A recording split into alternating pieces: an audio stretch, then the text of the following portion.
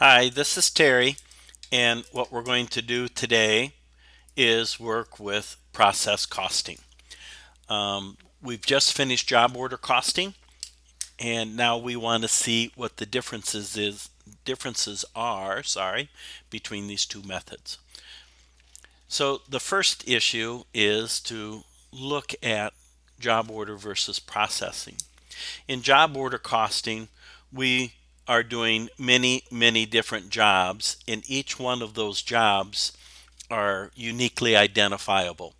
So we're going to make things like wooden tables, and then we'll switch over and make chairs, and then we'll switch over and make bookcases, etc. The job, all the costs that are accumulated for each job, and then when we get all done, um, all the information is recorded on the job cost sheet. When we do process costing is different because it is the products that we're making are the same product for typically a long period of time. And the products are not uniquely identifiable, such as making sugar or if we were making bricks. Whereas if we were making TVs over here, then we'd have a serial number on it. And when we're over here doing process costing, then these are called homogeneous or homogeneous, depending on your pronunciation. But the product, there's no one handful of sugar is different than another handful, whereas we can uniquely identify each TV.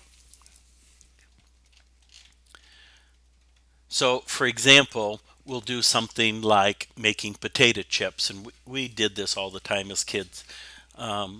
We'd make our homemade chips. So, what you do is you peel the potatoes and you slice them, and that would be the first process. And you put them in ice water with salt to bring the temperature down and get those potatoes as crisp as you can. Then we turn on the deep fryer and we pull all those potatoes out of the water and shake off all the excess water. And then you dump those potatoes into hot grease and stir them constantly, and you'd make chips.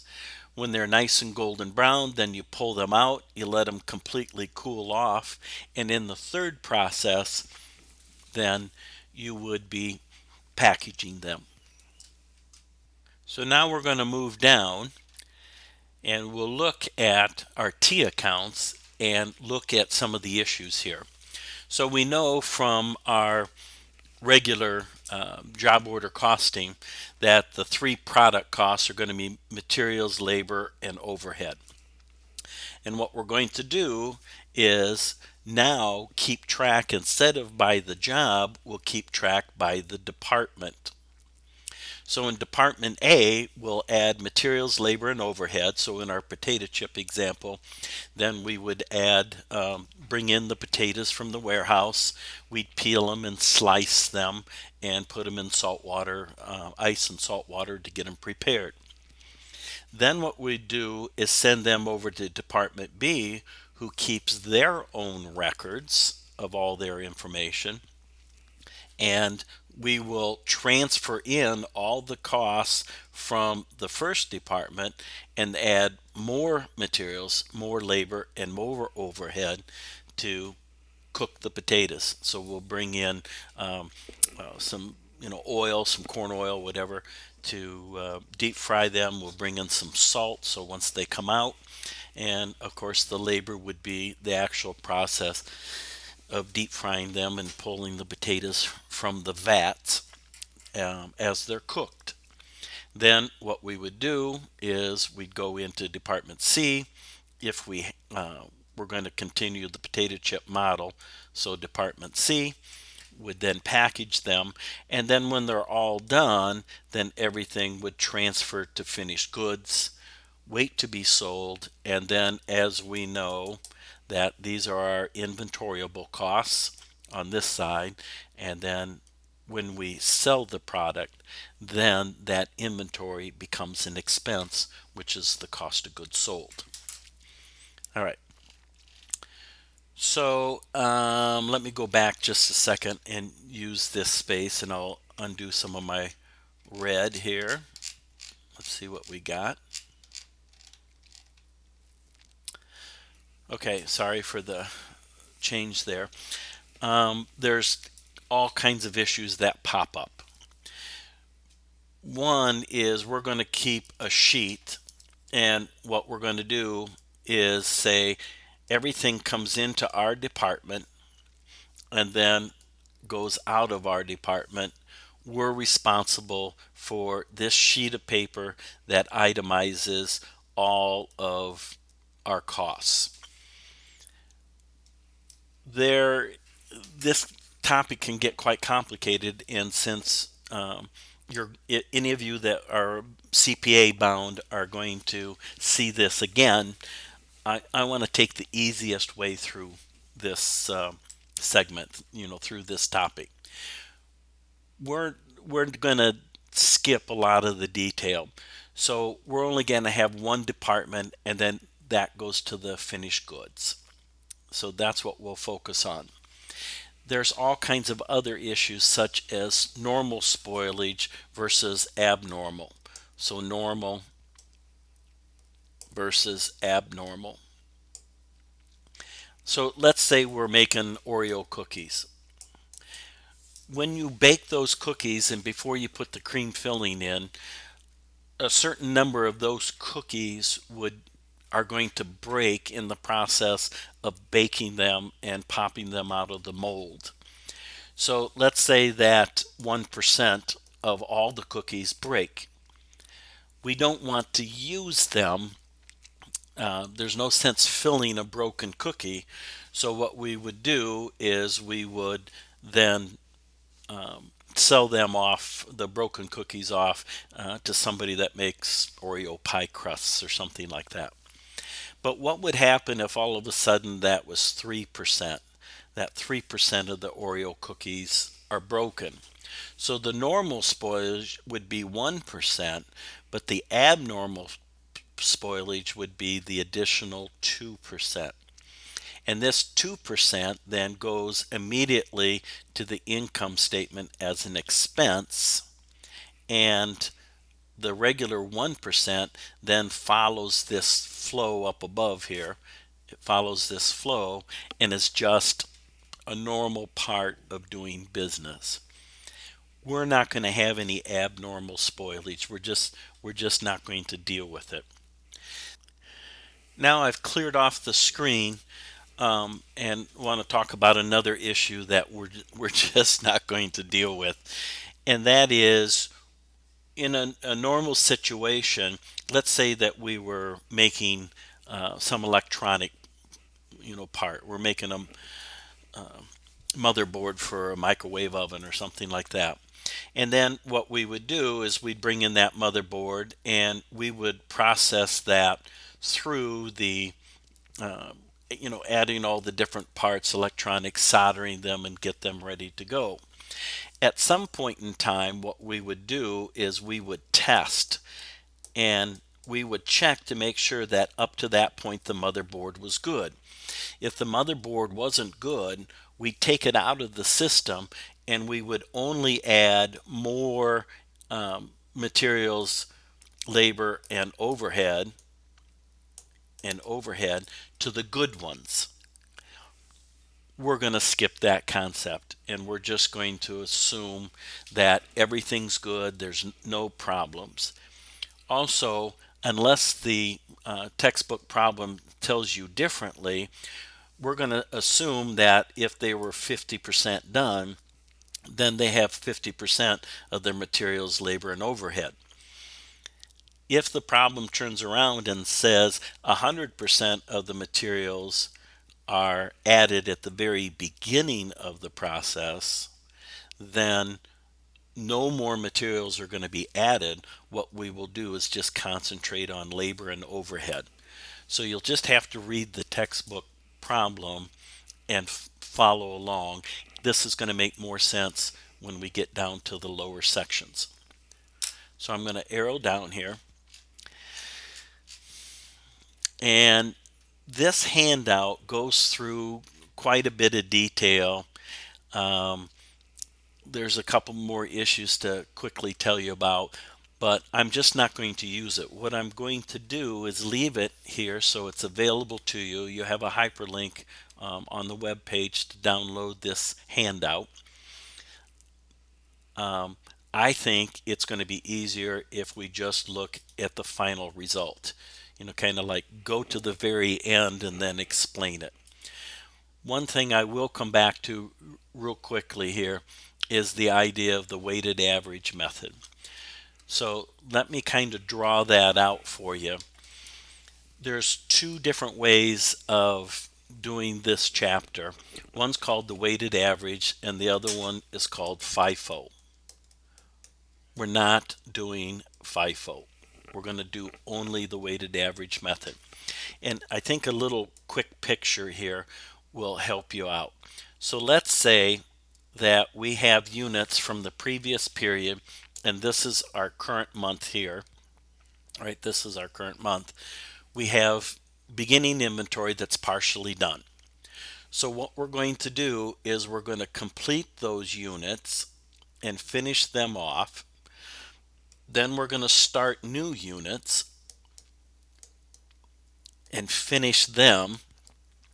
Then we'll have units that are started but not completed. So whereas this was the ending work in process, sorry for my handwriting, the ending work in process from the previous period, this section here will be the ending work in process for the current period.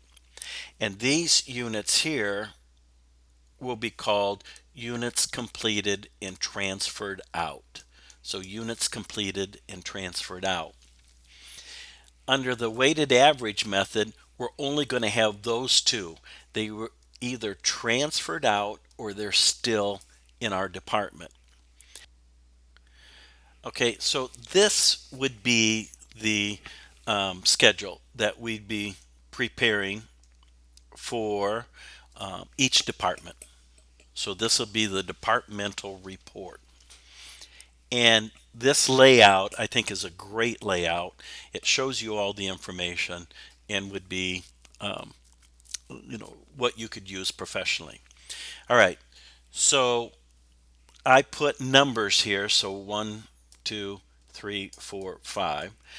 This is really in 5 steps. So let me get rid of those numbers to unclutter the screen a little. The first section is, we want to hit the button here. So there we go. The first section then is how many units are we responsible for? So if we had 30,000 units and we started into production 420,000 more, so we had 30,000 units, ka-ching, ka-ching, going back to that model, in beginning work in process, and we started 420,000 more, kind of deal, make that a little more accurate, then we are responsible for 450,000 units. What we're going to do is units transferred out would be these units that we talked about before, units completed and transferred out. And then what's left would be this ending work in process. So units completed, transferred out, and ending work in process. All right.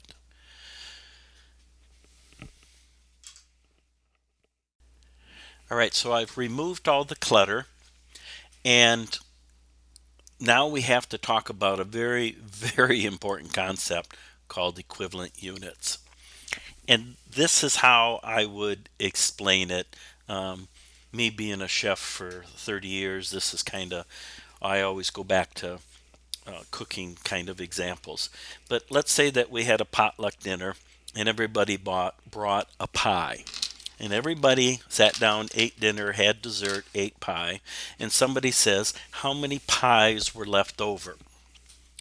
So if we have one pie that's just got a piece or two in it, and we got another pie that only has one piece out of it, etc., and we went through all these different pies, what we would have to do is consolidate how many pieces and how many pies to figure out what is the equivalent whole pie.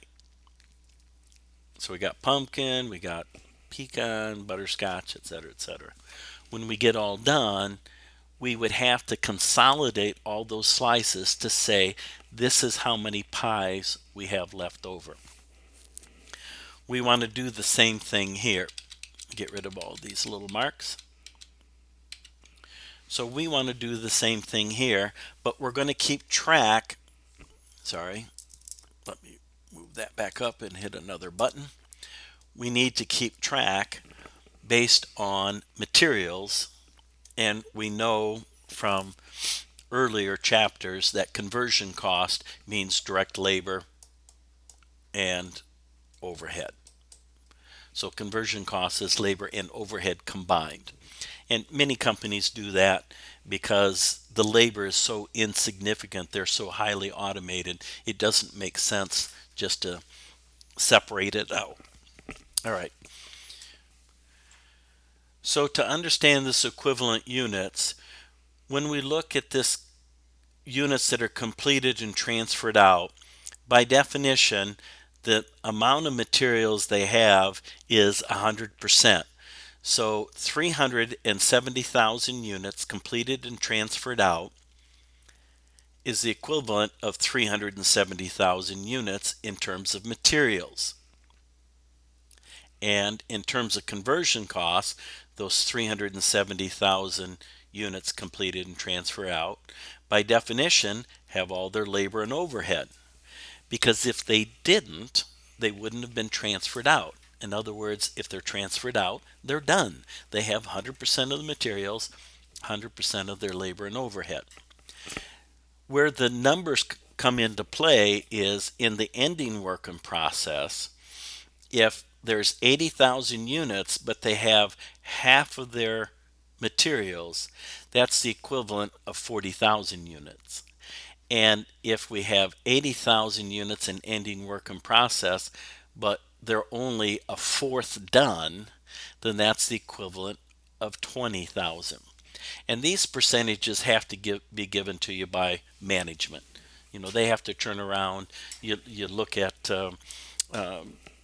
the engineering specs and say, okay, these units have gone through processes 1, 2, and 3. They still have 4, 5, and 6 to go. Steps, not processes, sorry.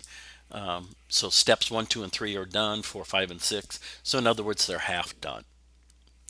But we can have a lot more labor and overhead if we go back to our circuit board. They may have half of the electronic parts in there, but maybe they're only 25% of the labor and overhead are there. In other words, they're soldering all of these components into place. Then it may make sense that they're only a fourth done. There's a whole lot of soldering that still needs to go on to hold them in place in the circuit board. All right, so what we get is the idea that of the 450,000 units that we're responsible for, we've accounted for, and now we know where they are. Of the units that were in beginning work in process and started, there's only 2 places they can go.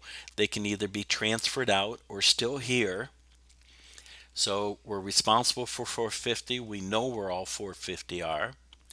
But in terms of equivalent units, in terms of materials, there's only 410.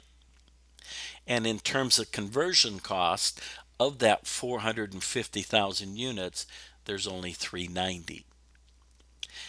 We need to do this because what we're going to do is now figure out, based on how much money we spent, how much each one is worth. So the beginning materials and conversion costs, I'll kind of box this in a little bit. Oh, that was a bad job. Let's just kind of arrow this way. All right. So the beginning materials and the conversion costs are given to you. And the way that you know that is that's the ending work in process from the previous period.